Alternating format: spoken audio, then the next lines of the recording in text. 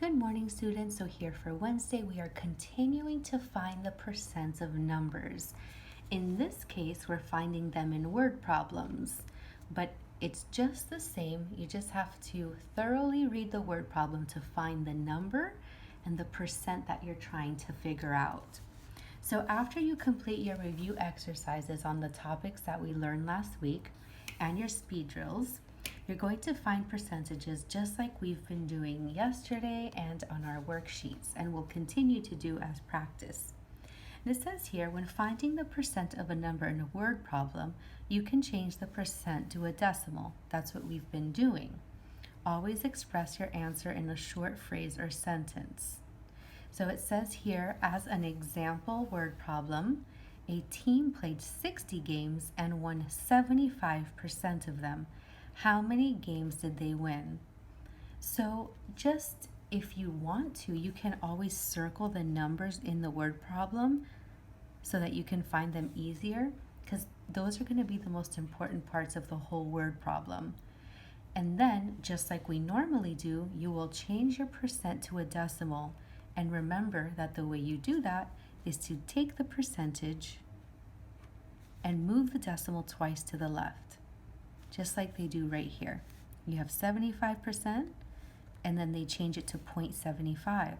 And once they do that, they multiply. And that's exactly what we did yesterday. So in this case, 75% of 60 is 45. So the answer would be the team won 45 games. All you have to do is put in the correct answer. In this case, it would be 45. You would put it in your answer column. Of course, we can go over this together as needed. So here for our first sample, remember that our sample questions, the answers go under, and then the numbered questions go here in our answer column. So the first sample says George took a test with 20 problems. If he got 15% of the problems correct, how many problems did he get correct? So what I like to do is make sure that I just circle and find those numbers, because those are going to be the ones that are most important.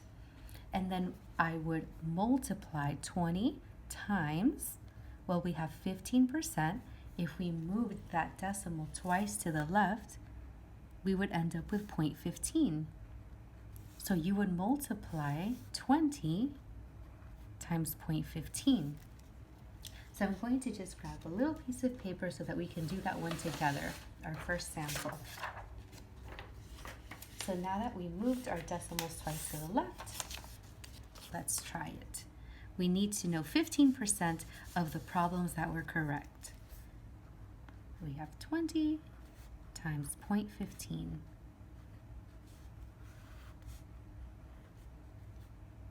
10. We put a 0 because we're doing our second number. Oops.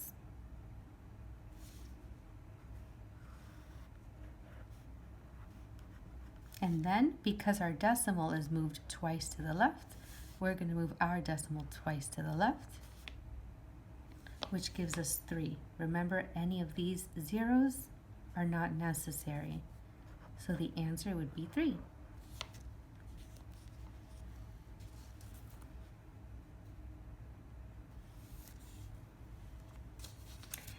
So that's exactly what you're going to do with the rest of them. Notice the percentage and then the whole number, and just multiply it after you put a decimal. Remember, when you have a one-digit number like this one where it says 6%, remember that you have to move that decimal twice anyways. So if you move it twice, you have to add a 0 here. So keep that in mind. You're not going to multiply 500 times 6. You're going to multiply 500 times 0.06, because you have to move the decimal to the left twice.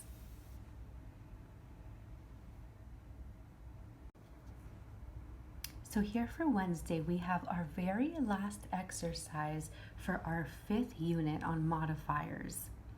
So this one is called Do You Recall? And as you know, Do You Recall means, do you remember everything that you've learned? And in this case, it's going to be every concept that you've learned in this unit, in Unit 5.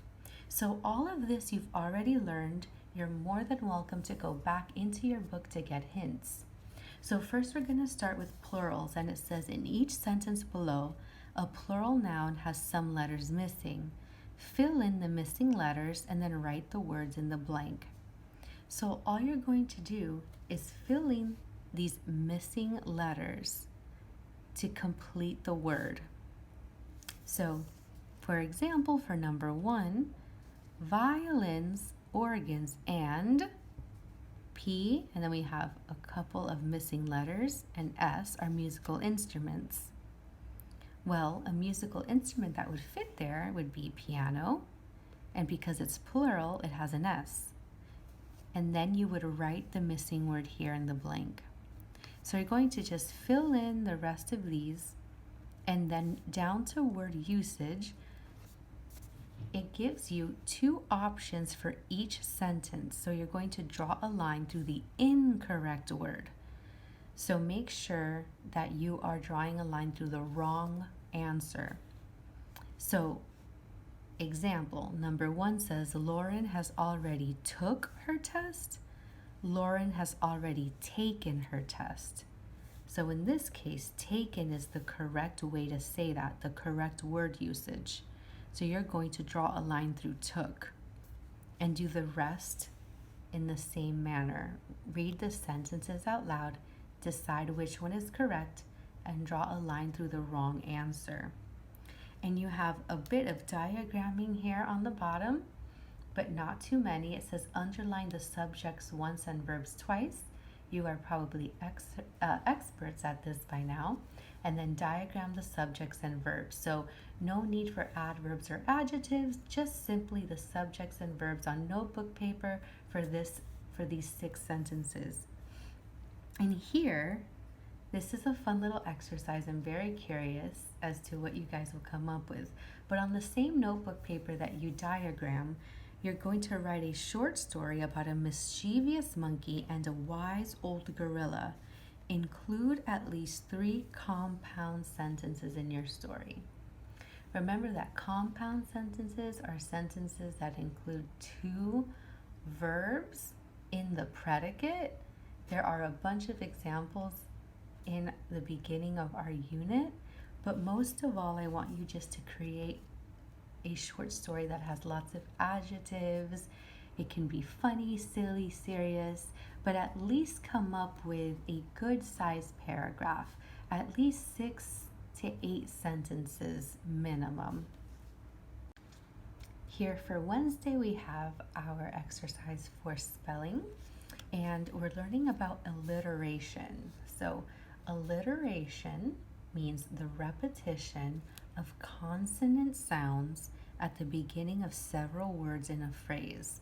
Write a word with the repeated consonant sound to complete each sentence. So remember that the consonants are all of the letters that aren't the vowels.